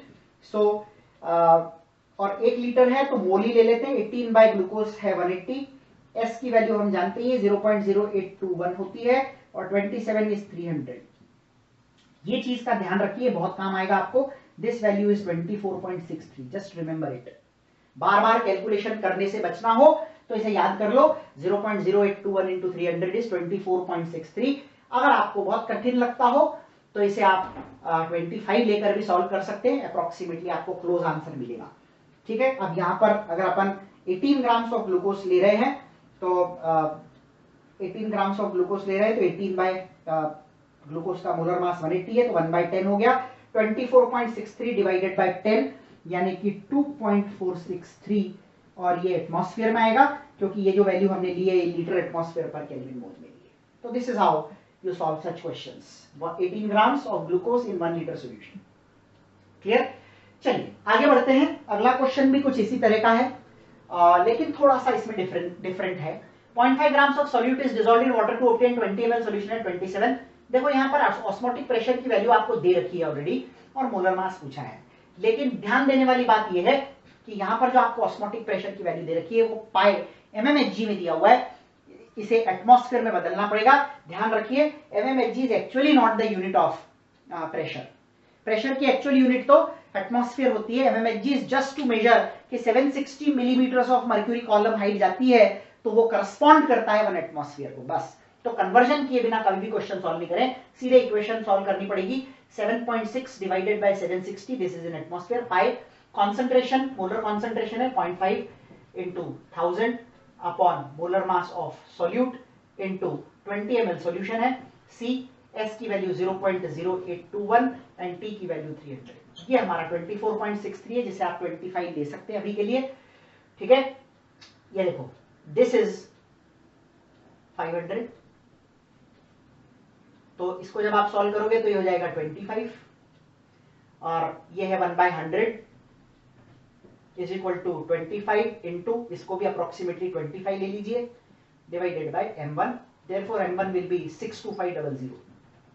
ध्यान रखिए, ये एग्जैक्ट आंसर नहीं है, ये 61,000 समथिंग इसका एग्जैक्ट आंसर आता है। आप अगर इसको 24.63 लेकर करोगे तो आपका टाइम ज्यादा लगेगा। तो ऐसा क्वेश्चन आए तो पहले ये देख लीजिए कि ऑप्शन में बहुत क्लोज ऑप्शंस तो नहीं है। अगर बहुत क्लोज ऑप्शन है तो then you will have to go exact, और अगर क्लोज नहीं है तो 24.63 कैन बी रिटन एज 25। बहुत आसान हो जाता है, 25 हम जानते हैं 625 होता है, 62500 सीधे सीधे इसका अप्रोक्सीमेट आंसर आ जाएगा। चलिए अब आगे बढ़ते हैं। अगला क्वेश्चन हमारा थियोरेटिकल है, ये कुछ हद तक इस पे बेस्ड है। अगर क्वेश्चन कह रहा है if mole fraction of the solvent, x2 का मतलब सॉल्वेंट, 2 का मतलब सॉल्वेंट होता है, हम जानते हैं। Mole fraction of the solvent in a solution decreases then. अब आप ध्यान से सुनिए क्या हो रहा है, x2 डिक्रीज हो रहा है, विच मीन्स x1 इंक्रीज होगा। ठीक है, क्योंकि दोनों का सम मिलकर 1 होता है, तो अगर एक डिक्रीज हो रहा है तो दूसरा इंक्रीज होगा।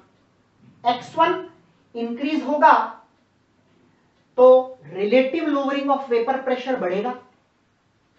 x1 इंक्रीज होगा तो इधर देखो जरा, आप ऐसा कह सकते हो कॉन्सेंट्रेशन इंक्रीज हुई तो रिलेटिव लोअरिंग इंक्रीज होगी और वेपर प्रेशर डिक्रीज होगा, सो वेपर प्रेशर डिक्रीज होगा।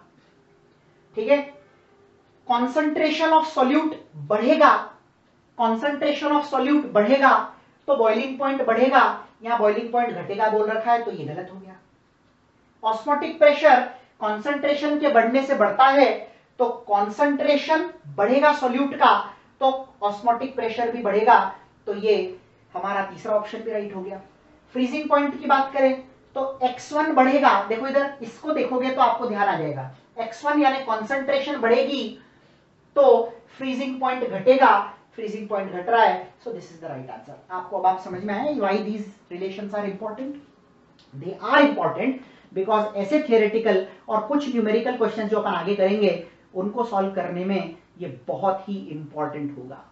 ठीक है, इसकी बहुत इंपॉर्टेंस होती है, so just learn them. Learn भी नहीं करना है आपको, बेसिक कंसेप्ट क्लियर है तो कुछ करने की जरूरत नहीं है, just go on solving with this.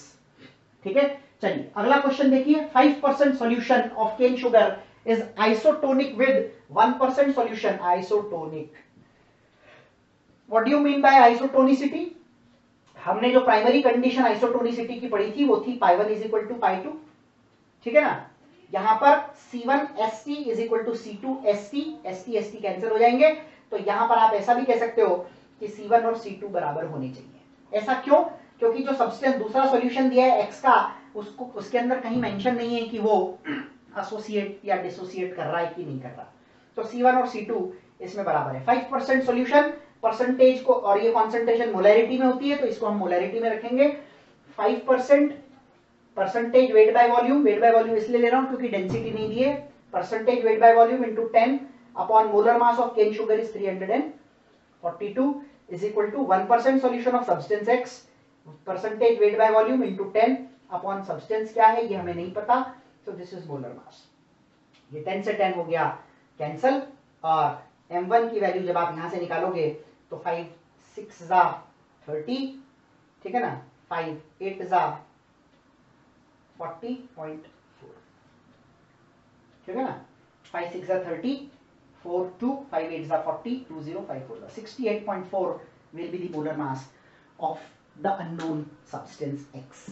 ठीक है, इस तरह के और क्वेश्चंस नेक्स्ट सेशन के अंदर करेंगे। ऑस्मोटिक प्रेशर पे बेस्ड अगला क्वेश्चन देखते हैं। 10.6% weight by volume Na2CO3 will exert an osmotic pressure same to which of the following। इस सॉल्यूशन से जो ऑस्मोटिक प्रेशर आएगा वो इनमें किस किस के बराबर होगा ये देखना है। एक भी हो सकता है, एक से ज्यादा भी हो सकते हैं, ये प्रैक्टिस क्वेश्चन है इसलिए नीट में आपको केवल सिंगल ऑप्शन वाले क्वेश्चन ही मिलेंगे। तो सबसे पहले तो हमें Na2CO3 का मोलर कॉन्सेंट्रेशन IC निकालना पड़ेगा। I का वैल्यू तो यहाँ पर 3 होगा क्योंकि Na2CO3 3 आयन देता है, और C के लिए मोलर कॉन्सेंट्रेशन का फॉर्मूला लगाएंगे, percentage weight by volume into 10 upon molar मास, तो यहाँ पर आपको इफेक्टिव कॉन्सेंट्रेशन 3 मोलर मिलेगी। ग्लूकोज की तो 3 मोलर हो ही गई, तो ये आंसर हो गया। क्लियर है? अब आते हैं नन ऑफ दीज तो हो नहीं सकता। 10.6 Na2SO4 क्यों नहीं हो सकता? देखो एक सिंपल सी चीज है, सेम 10.6 AB और 10.6 AB है, लेकिन ये Na2CO3 है, ये Na2SO4 है, तो Na2CO3 का मोलर मास तो 106 होता है, लेकिन Na2SO4 का मोलर मास 106 नहीं होता, इसलिए ये दोनों वैल्यू सेम कभी नहीं हो सकती, तो ये गलत हो गया। अब हमारे पास में एक ही चीज बचती है चेक करने के लिए, 0.18 ग्राम पर मिलीलीटर ऑफ यूरिया, क्या हम इसे कह सकते हैं 180 ग्राम पर लीटर? 1000 से मल्टीप्लाई कर दो दोनों साइड, तो इसको 1000 से मल्टीप्लाई करेंगे तो 180, इसको 1000 से मल्टीप्लाई करेंगे 1000 ml, दैट इज 1 लीटर। 180 ग्राम पर लीटर है, 180 ग्राम का मतलब होता है 180 divided by 60, that is 3 mole per litre, तो ये भी 3 मोलर है, इसलिए इसका भी आंसर 3 मोलर ही आ रहा है। तो यहाँ इफेक्टिव कॉन्सेंट्रेशन 3 मोलर है, यहाँ 3 मोलर ग्लूकोज है, ग्लूकोज का I1 होता है क्योंकि ये डिसोसिएट भी नहीं होता, एसोसिएट भी नहीं होता। यूरिया में भी ऐसा ही कुछ है, तो यूरिया का हमने डायरेक्ट मोलर कॉन्सेंट्रेशन निकाला तो 3 मोलर आ गया। ठीक है, चलिए अगला क्वेश्चन अच्छा क्वेश्चन है, मैं आपको इसका बेसिक कॉन्सेप्ट समझाकर और इक्वेशन बना देता हूं, उसके बाद में आपका काम है कि आप इस क्वेश्चन को सॉल्व करें, ठीक है, और आंसर निकालें। आंसर मैं आपको बता दूंगा। A beaker containing 20 gram of sugar in water. देखो सिंपल चीज समझते हैं सबसे पहले कि ये एक बीकर है, इसको हमने सेमी परमिएबल मेम्ब्रेन से सेपरेट किया है। इस साइड आपके पास में 20 शुगर है और 100 वाटर, ठीक है, and another beaker with 10 gram sugar. यहां पर हमारे पास में 10 ग्राम शुगर है, again in 100 gram water are placed across a membrane and allowed to attain equilibrium. अब ये इक्विलिब्रियम कब आएगा? जब ऑस्मोसिस के थ्रू पानी एक से दूसरे में आएगा, और ये कब तक आएगा? तब तक आता रहेगा जब तक दोनों साइड की कॉन्सेंट्रेशन सेम नहीं हो जाती, यानी ऑस्मोटिक प्रेशर सेम नहीं हो जाता, या यूं कहें सॉल्यूशन आइसोटोनिक नहीं हो जाते। सबसे पहला क्वेश्चन तो ये आता है कि मूवमेंट कहां से कहां होगा, तो ऑब्वियसली लोअर कॉन्सेंट्रेशन से हायर कॉन्सेंट्रेशन की तरफ होगा। 10, ठीक है ना, 10 शुगर है या 20 शुगर है 100 पानी में, ठीक है, तो दिस इज 10/110, दिस इज 20/120। तो यहां पर कॉन्सेंट्रेशन ऑब्वियसली कम आएगी, तो मूवमेंट ऐसे होगा। अब वो पानी का मूवमेंट होगा, मान लीजिए यहां से x पानी निकल जाता है, तो यहां से तो होगा -x, और यहां पर x पानी जुड़ जाता है, तो यहां हो जाएगा +x। अब इस साइड का पानी इधर आने के बाद दोनों की कॉन्सेंट्रेशन हो जाएगी सेम, दोनों की कॉन्सेंट्रेशन को हमें यहां पर इक्वेट करना है। तो molar concentration on left hand side 20 gram of sugar into 1000 upon 342, क्योंकि शुगर की बात हो रही है तो सुक्रोज, हालांकि दोनों तरफ है तो फर्क नहीं पड़ता। और यहां पर देखो, यहां पर सॉल्यूशन का टोटल वॉल्यूम आता है एक्चुअली, लेकिन यहां पर हम ये मान के चलेंगे कि वॉल्यूम और मास सेम है, तो ये हो जाएगा 120 plus x is equal to, यहां आएगा 10 इंटू 1000 अपॉन 342 इंटू 110 तो था, और x यहां से चला गया। इस इक्वेशन को आपको सॉल्व करना है। देखो ये कॉमन वाले फैक्टर्स तो कैंसिल हो जाएंगे, इसको आप फर्दर सॉल्व कीजिए, आपको x की वैल्यू मिलेगी 33.3 ग्राम्स। तो this much water will be transferred from right hand side of this beaker to the left hand side, ठीक है, so that the solutions become isotonic. Clear? इस तरह से इसको सॉल्व करना है। चलिए अगले क्वेश्चन में हमने जो लास्ट सेक्शन में 4 रिलेशंस पढ़े थे इंपॉर्टेंट, उनका बहुत महत्व होगा, और उनको सिंपल न्यूमेरिकल पे कैसे अप्लाई किया जा सकता है ये हमें यहां पर देखना है। Arrange the following in increasing order of osmotic pressure. अब आप सबसे पहले समझो, ऑस्मोटिक प्रेशर पाई होता है और वो कॉन्सेंट्रेशन से डायरेक्टली रिलेटेड है। यहां पर क्योंकि हमारे पास में इलेक्ट्रोलाइट्स भी नजर आ रहे हैं, तो I इंटू सी आपको निकालना है, जिसका I इंटू सी सबसे ज्यादा होगा उसका पाई सबसे ज्यादा होगा। यहां पर I है 4 इंटू सी है 0.1, तो इसकी कॉन्सेंट्रेशन इफेक्टिवली IC की वैल्यू 0.4 होगी। यहां पर I है 3 इंटू 0.1, तो ये हो गया 0.3। यहां पर ग्लूकोज है, I की वैल्यू होती है 1 इंटू 0.3, तो ये हो गया 0.3, और यहां पर I की वैल्यू है 3 इंटू 0.2, तो ये हो गया 0.6। अब क्वेश्चन कह रहा है arrange the following in increasing order of osmotic pressure. Increasing order का मतलब जो सबसे कम है वो सबसे पहले रखना है। चारों में जो कॉन्सेंट्रेशन सबसे कम है वो ये दोनों हैं, और ये दोनों इक्वल रहेंगी, so 2 will be equal to 3 and this is least, followed by 1 followed by 4। तो फोर्थ सबसे ज्यादा इसलिए होगा क्योंकि फोर्थ का effective concentration that is I into c ज्यादा है, and pi is directly proportional to IC। SP constant मान के चल रहे हैं हम ये मान के चलते हैं कि जितने सॉल्यूशन दिए इनको आपने सेम टेम्परेचर पे कंसीडर किया हुआ है। अगले क्वेश्चन में वेपर प्रेशर है। देखो वेपर प्रेशर और कॉन्सेंट्रेशन एक दूसरे से इनवर्सली रिलेटेड होते हैं, क्योंकि relative lowering of vapour pressure is directly proportional to concentration. तो कॉन्सेंट्रेशन जितना ज्यादा होगा लोअरिंग उतनी ज्यादा होगी, और लोअरिंग जितनी ज्यादा होगी वेपर प्रेशर उतना ही कम होगा। अगेन यहां पर भी हम IC निकालेंगे, कॉन्सेंट्रेशन कुछ भी दियो फर्क नहीं पड़ता, आपको कैलकुलेशन नहीं करनी, ध्यान रखना, कॉन्सेप्ट लगाना है। तो चाहे ओरिजिनल फॉर्मूले में मोल फ्रैक्शन हो, अगर मोल फ्रैक्शन ज्यादा होगा तो मोलैरिटी भी ज्यादा होगी, मोलैलिटी भी ज्यादा होगी। तो आपको जो डेटा दिया है उससे कन्वीनियंटली जो निकल सकता वो निकालो। Don't try to go for mole fraction, otherwise ये बहुत लेंथी हो जाएगा। ठीक है, चलिए आईसी निकालना है यहां पर भी हमको। एक्चुअली ये इनवर्सली प्रोपोर्शनल होगा कॉन्सेंट्रेशन से, और इफेक्टिव कॉन्सेंट्रेशन इंक्लूड्स आई। तो आई की वैल्यू यहां पर 4 है इंटू 1, तो इसकी इफेक्टिव कॉन्सेंट्रेशन हो गई 4। ये 3 है इंटू 2, तो इसकी इफेक्टिव कॉन्सेंट्रेशन हो गई 6। स्टार्च का आई 1 होता है, तो 1 इंटू 5 इज 5। ये हो गया 2 into 2 is 4 again, and K3 और ये 1 और 3 4, 4 और 2 8। ठीक है, अब आपको पूछा जा रहा है वेपर प्रेशर का इंक्रीजिंग ऑर्डर बताइए। तो वेपर प्रेशर कॉन्सेंट्रेशन से इनवर्सली रिलेटेड है, तो जितना ज्यादा कॉन्सेंट्रेशन होगा उतना ही कम वेपर प्रेशर होगा। सबसे ज्यादा इनमें से कॉन्सेंट्रेशन है फिफ्थ का, तो fifth will have the least vapour pressure. ठीक है, followed by second, followed by third, followed by 1 equal to 4। इस तरह से आप इसको अरेंज करेंगे। तो सबसे पहले कॉन्सेप्ट लगाओ और सबकी इफेक्टिव कॉन्सेंट्रेशन निकाल लो। एक बार आपको सभी की इफेक्टिव कॉन्सेंट्रेशन मिल जाती है, उसके बाद आपको कुछ नहीं करना है, बहुत आराम से क्वेश्चन को सॉल्व किया जा सकता है। ठीक है, कॉन्सेप्ट ये लगाना है आपको, जो मैंने लास्ट क्लास में सम इंपॉर्टेंट रिलेशन लिखाए थे आपको, इस पे बहुत क्वेश्चन पूछे जाते हैं, ध्यान रखना, इसलिए that is very important. Again, freezing point is also inversely proportional to concentration because depression in freezing point is directly proportional. Concentration ज्यादा तो depression ज्यादा, और depression ज्यादा तो freezing point कम। Again यहां पर भी हमको वही करना है, IC निकालना है। 4 into 0.2 is 0.8। यहां पर 2 यहां और 2 यहां 4, 4 into 0.2 is 0.8 अगेन, 4 और 1 5 into 0.1 is 0.5। ठीक है, ALN 2 आयंस देगा, 2 into 0.2 is 0.4, और ये 2 आयंस दे रहा है क्योंकि ये डिसोसिएट नहीं होते, तो ये 2 into 0.1 is 0.2।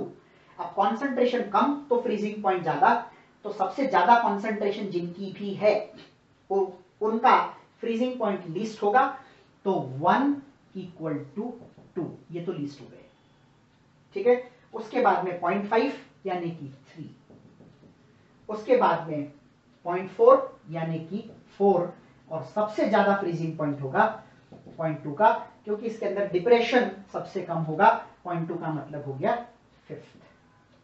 तो ये आपका इस तरह से क्वेश्चन सॉल्व हो गया। ठीक है, अगला question relative lowering of vapour pressure का है, और हम जानते हैं relative lowering of vapour pressure is directly proportional to concentration. फर्क ये है, यहां आपको कॉन्सेंट्रेशन निकालनी पड़ेगी। ठीक है, तो यहां कॉन्सेंट्रेशन देखिए हम निकालते हैं, परसेंटेज है तो percentage weight by volume into 10 upon molar मास लगा दीजिए। 1.8 इंटू 10 अपॉन 180, 18 बाय 180, ये हो गया हमारा 0.1।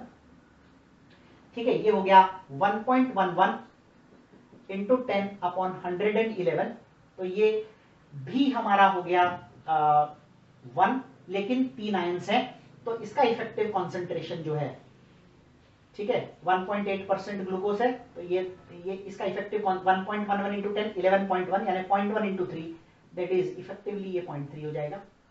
6% यूरिया इज 6 इंटू 10 अपॉन 60, तो ये हो जाएगा हमारा 1, और 4% NaOH यानी 4 इंटू 10 अपॉन 40 इंटू 2, यानी ये इफेक्टिवली हो जाएगा 2 मोलर। ये हमारे सारे वैल्यूज आ गए। सबसे कम रिलेटिव लोअरिंग होगा फर्स्ट में, सबसे कम वैल्यू है, फॉलोड बाय सेकेंड में, फॉलोड बाय थर्ड में, एंड फाइनली द फोर्थ। ठीक है, तो ये इस पैटर्न के क्वेश्चंस आप इस तरह से कर सकते हैं। अगला है which of the following is the highest boiling point. अब देखो, boiling point is directly proportional to delta TB, and delta TB is directly proportional to concentration. अब आप यहां पर मोलर कॉन्सेंट्रेशन को चेक कीजिए। मोलर कॉन्सेंट्रेशन होता है percentage into 10 upon molar mass of solute. इसको आप M1 भी लिख सकते हो चाहो तो। अब आप समझो परसेंटेज इंटू 10 तो चारों में सेम है, यानी मोलर मास और मोलैरिटी इनवर्सली रिलेटेड होंगे। तो इन चारों में से जिसका सबसे कम मोलर मास होगा उसकी मोलैरिटी सबसे ज्यादा होगी, और जिसकी मोलैरिटी सबसे ज्यादा होगी उसी का बॉइलिंग पॉइंट सबसे ज्यादा होगा, क्योंकि मोलैरिटी ज्यादा का मतलब मोलैलिटी ज्यादा। ठीक है, तो क्लोराइड कॉमन है, sodium, potassium, rubidium, caesium. List में सबसे ऊपर सोडियम जिसका मोलर मास मिनिमम होता है, तो मोलर मास इसका NaCl का मिनिमम होगा, तो उसकी मोलैरिटी मैक्सिमम होगी, और मोलैरिटी मैक्सिमम होगी तो बॉइलिंग पॉइंट भी मैक्सिमम ही होगा। क्लियर? अगला क्वेश्चन देखिए, 0.85% aqueous NaNO3 is 90% dissociated. 90% dissociated है तो अल्फा की वैल्यू हो जाएगी 0.9, यहां से हमको आई निकालना पड़ेगा अपॉन n-1, और NaNO3 का n हो जाएगा 2, सो 2 - 1, तो आई की वैल्यू यहां पर आपको मिल गई 1.9। ऑस्मोटिक प्रेशर पाई जो होता है वो होता है ICSD, आई की वैल्यू है 1.9। ठीक है, सी की वैल्यू हम निकालेंगे by the formula percentage weight by volume into 10 upon molar mass is 85। ICST 27 degree पे ये 24.63 होता है। ठीक है, ये 1/10 हो जाएगा लगभग, ये 1/10 हो जाएगा। ठीक है, तो ये 0.19 या 0.2 हो जाएगा। 0.2 का मतलब 4.8 के आसपास इसका आंसर आना चाहिए। आप इसको एग्जैक्ट कैलकुलेशन करके निकालिए, देखते हैं क्या आंसर आता है। 4.8 के आसपास ही इसका आंसर मिलेगा। ठीक है, कुछ और क्वेश्चंस करेंगे इस तरह के, and then we will move to the last section of this chapter. Some more questions related to i. पहला जो क्वेश्चन है वो आपका असाइनमेंट है। क्वेश्चन देखिए, calculate the moles of KCl which should be dissolved in 1 kg water to produce 1 Kelvin depression in freezing point। freezing point depression delta TF is IKFM लगाना है, और आपके रेफरेंस के लिए मैंने आंसर यहाँ पर ब्रैकेट में लिख दिया है। इसको सॉल्व कीजिए, बहुत आसानी से सॉल्व हो जाना चाहिए। This is a very easy question. अगला क्वेश्चन देखिए, what is the boiling point of a solution containing 8.1 grams of HBr in 100 grams of water। Degree of dissociation 90% है, Kb की वैल्यू 0.52 है। बार बार I की वैल्यू नहीं निकालूंगा। लास्ट सेशन के अंदर जहां पर डिग्री ऑफ डिसोसिएशन 90% था और उसमें भी दो ही आयंस बनते थे, तो आपको याद होगा I की वैल्यू 1.9 आई थी। आई थिंक वहां पर KCl था या HBr है, दोनों का N2 होता है। तो जब N2 होगा और डिग्री ऑफ डिसोसिएशन 90% होगा तो I की वैल्यू 1.9 हो जाती है। I am not calculating this, let us save some time. अब आपको बोला जा रहा है what is the boiling point, तो सबसे पहले तो हमें निकालना पड़ेगा delta TB is equal to I की वैल्यू, HBr की बात हो रही है तो 2, ठीक है ना। I Kb की वैल्यू 0.52 आपको दे रखी है, सॉरी I की वैल्यू 1.9 आएगी, क्योंकि ये कंसिडर हो रहा है कि 90% डिसोसिएटेड है। और मोलैलिटी की बात करें तो 8.1 grams of HBr into 1000 upon 81 into 100, तो 8100 ये तो कैंसिल हो जाएगा। इसको अगर अपन देखें तो 19 2 38, 19 5 95 and 3 98, 0.998 degree Celsius is the elevation. So delta TB ये आपका 0.998 आ गया, तो boiling point will be pure plus 0.998, pure का होता है 100, इसमें और 998 जोड़ देंगे, 988 सॉरी, तो आपका बॉइलिंग पॉइंट 100.988 डिग्री सेल्सियस हो जाएगा। ठीक है, चलिए अगला क्वेश्चन है, अ 0.004 molar solution of Na2SO4 is isotonic. Isotonicity की कंडीशन आपको मैंने बताई थी, π1 और π2 बराबर होते हैं। ठीक है, Na2SO4 के लिए π1 विल बी IC1ST और ग्लूकोज के लिए it will be C2ST। ST cancel हो जाएंगे, तो यहां पर आपके पास में आएगा IC1 is equal to C2, ये फॉर्मूला आपका लगेगा। I की वैल्यू Na2SO4 के लिए हमें निकालनी है, क्योंकि परसेंटेज डिसोसिएशन पूछा है, यानी वो 100% डिसोसिएटेड नहीं है। I into C1 is 0.004 is equal to C2 is 0.01। 10/4 is 2.5, इससे सॉल्व करोगे तो I की वैल्यू आ जाएगी 2.5। ठीक है, अब आपको परसेंटेज डिसोसिएशन पूछा है, I की वैल्यू दे रखी है I, तो आपको अल्फा निकालना है यहाँ पर, तो अल्फा होता है I-1 अपॉन n-1। I की वैल्यू है 2.5 -1 अपॉन n की वैल्यू Na2SO4 के लिए होगी 3 - 1, So that is 1.5 divided by 2, that is 0.75. Percentage alpha is 75। इस तरह से ये क्वेश्चन सॉल्व होगा। ठीक है, अब आपको लगभग सभी पैटर्न के क्वेश्चंस किस तरह से सॉल्व किए जाते हैं ये मैंने बता दिया है।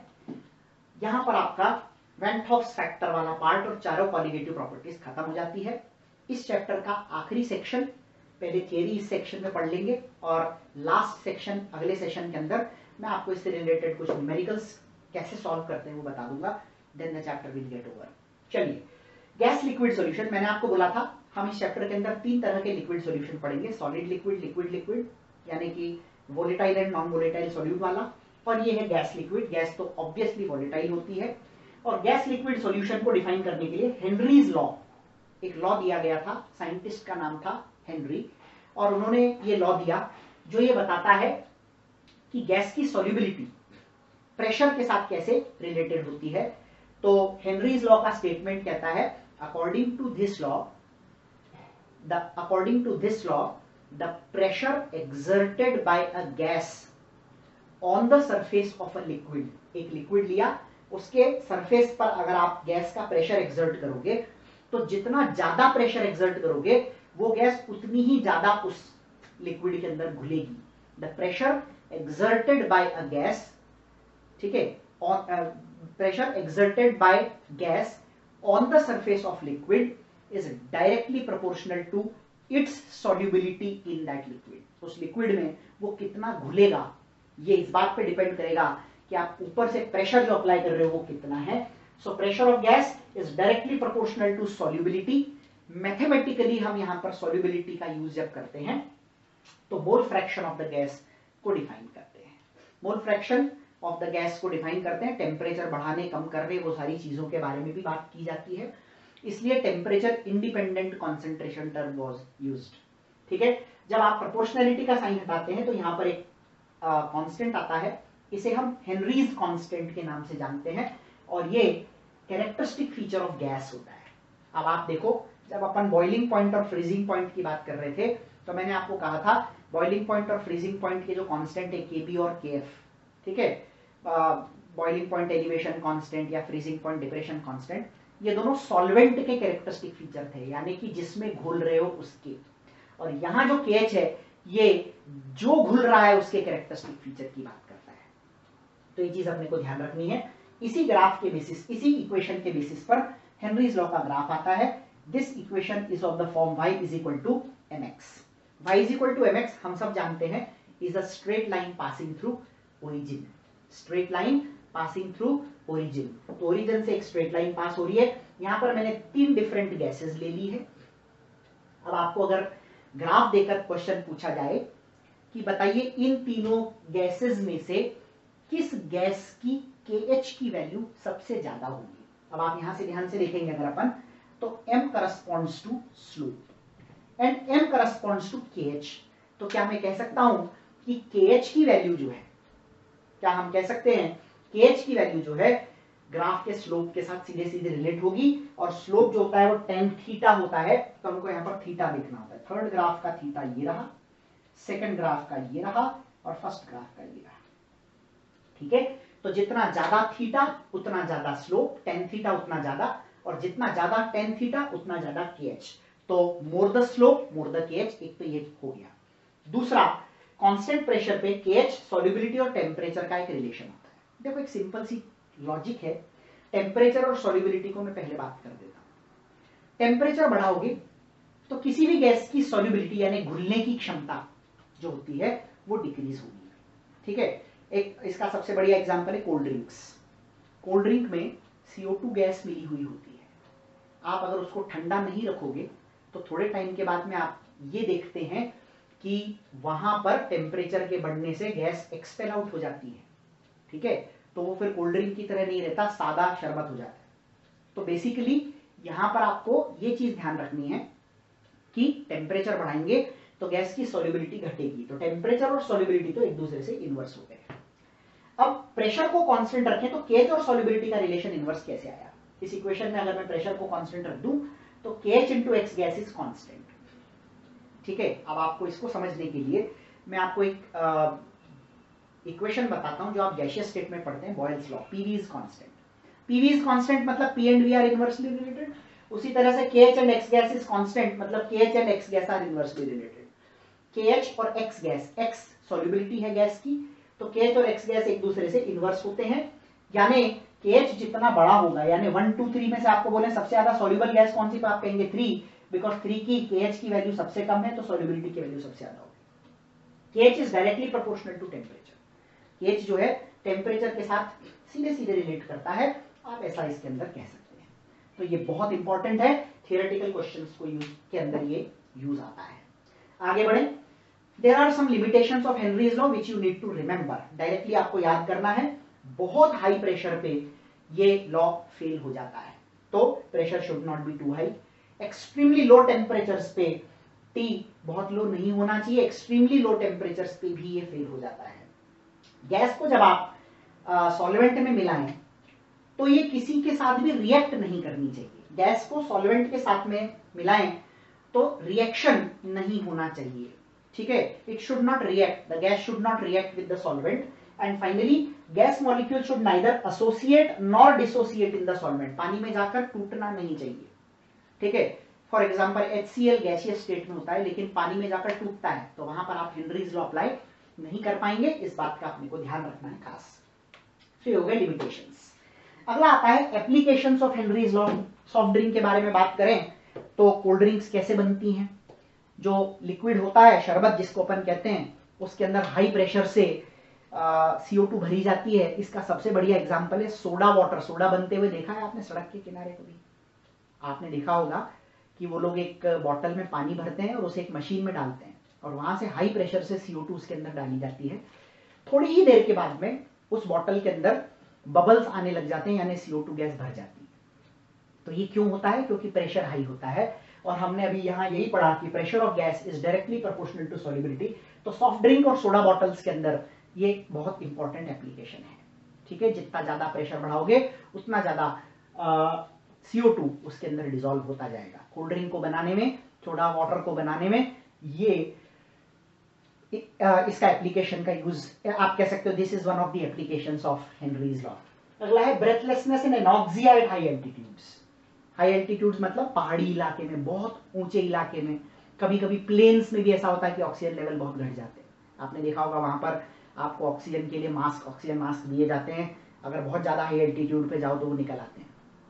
सिंपल लॉजिक है, जैसे जैसे आप अर्थ के सरफेस से ऊपर जाते हो ऑक्सीजन लेवल घटता है, और ऑक्सीजन लेवल मतलब ऑक्सीजन का प्रेशर घटता है। प्रेशर घटता है तो सॉल्युबिलिटी घटती है। इसका मतलब हमारे शरीर में जो ऑक्सीजन घुल रही है उसकी मात्रा कम हो जाती है। और जब हमारे शरीर में घुलने वाली ऑक्सीजन की मात्रा कम होती है तो हमारी बॉडी की डिमांड बढ़ती है, और इसलिए हमें गहरी सांस लेनी पड़ती है, जिसे हम ब्रेथलेसनेस के नाम से जानते हैं। सांस का फूलना या गहरी सांस लेना, ये ब्रेथलेसनेस होता है।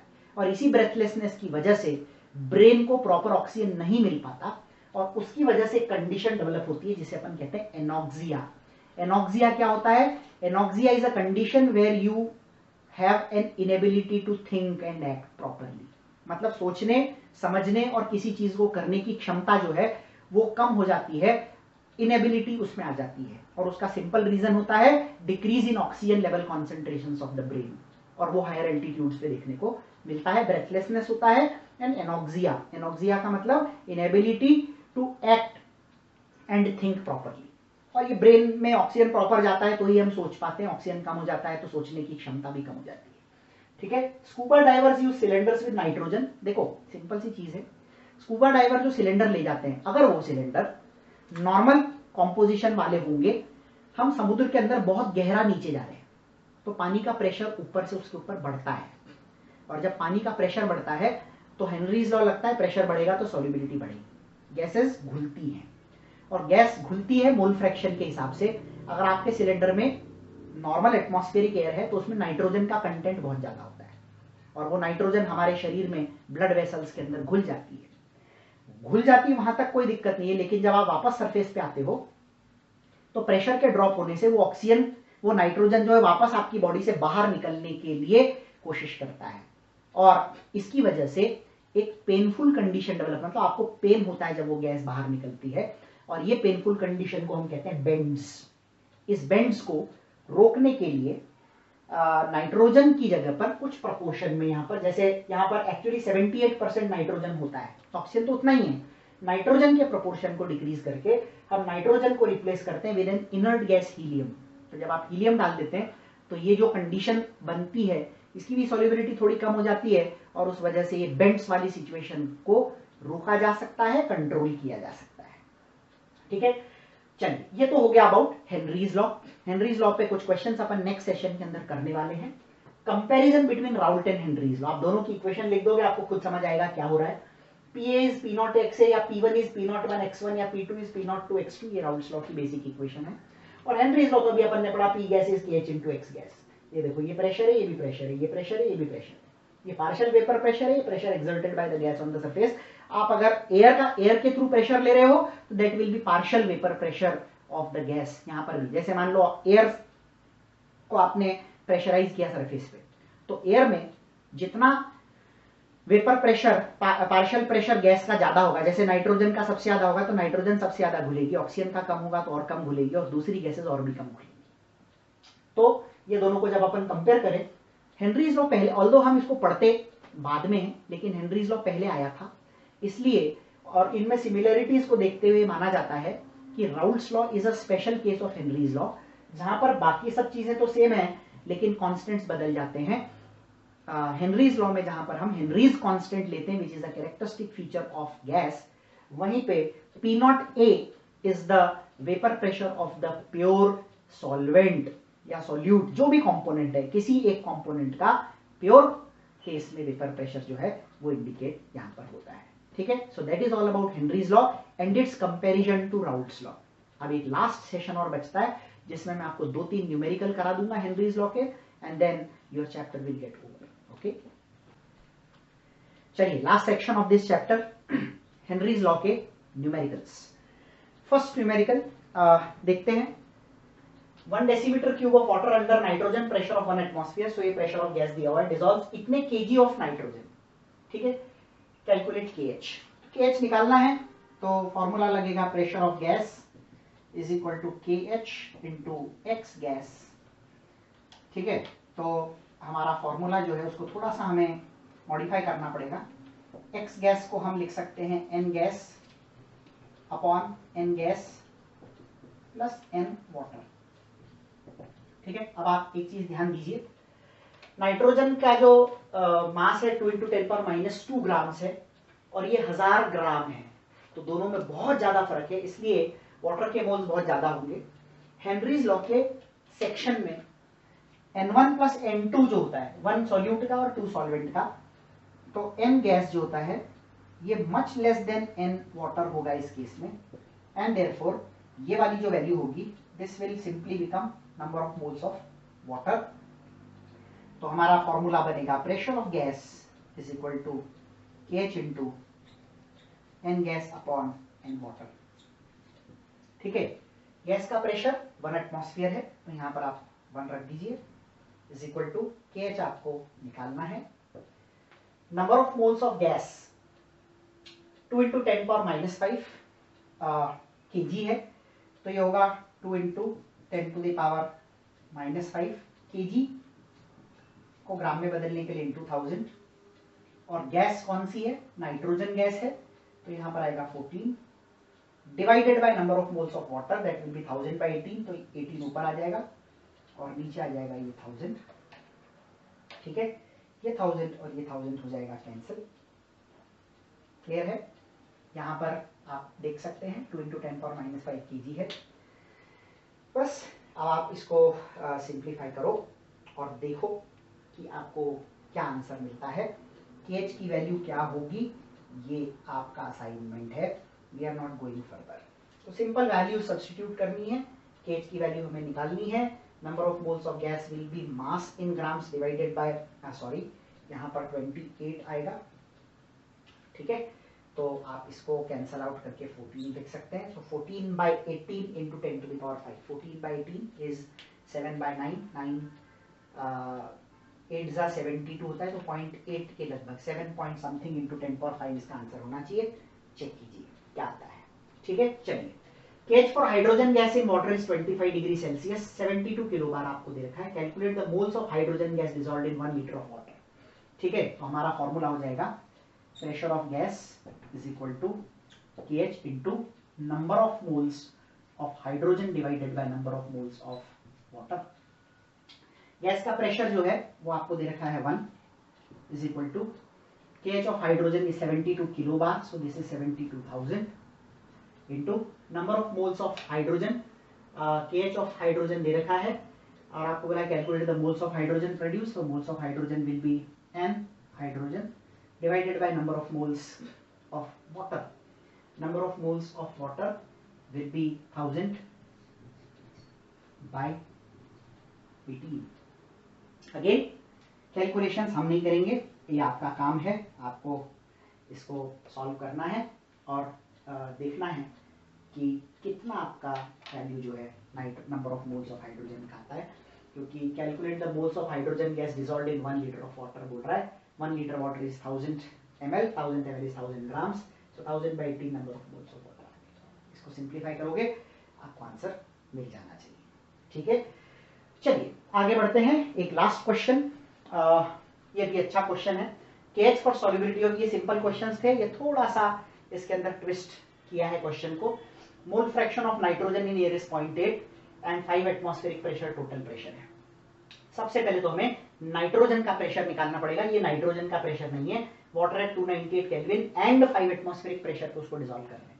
अब 5 में से मोल फ्रैक्शन ऑफ नाइट्रोजन 0.8 है, तो डाल्टन्स लॉ लगेगा pressure of nitrogen is total pressure into mole fraction of nitrogen. Total pressure आपको 5 दे रखा है और नाइट्रोजन का मोल फ्रैक्शन 0.8 है, तो ये आपको मिल जाएगा 4 atmosphere. Pressure of nitrogen is 488। ठीक है, चलिए अब आप हेनरीज लॉ लगा सकते हैं। Pressure of nitrogen is equal to KH into x of nitrogen, that will be number of moles of nitrogen upon number of moles of water. ठीक है, वाटर प्लस नाइट्रोजन को हमने अप्रोक्सीमेटली हर case में आपको यही करना है। प्रेशर ऑफ नाइट्रोजन आपको दे रखा है 4 इज इक्वल टू KH की वैल्यू आपको दे रखी है 10 to the power 5 into number of moles of nitrogen. Solubility आपको क्या पूछा है, the number of moles of nitrogen from air, तो ये हमें निकालना है, डिवाइडेड बाय वाटर के मोल्स जो हैं ये हो गए 10, ये 10 पावर 4 रह गया। Therefore number of moles of nitrogen will be कितना हो जाएगा 4 into 10 to the power -4। This is how you will solve such questions. ठीक है, अब आप मॉड्यूल में से प्रैक्टिस कीजिए, जो भी डाउट्स हैं वो डाउट ग्रुप पे पूछिए। ठीक है, that is all about solutions.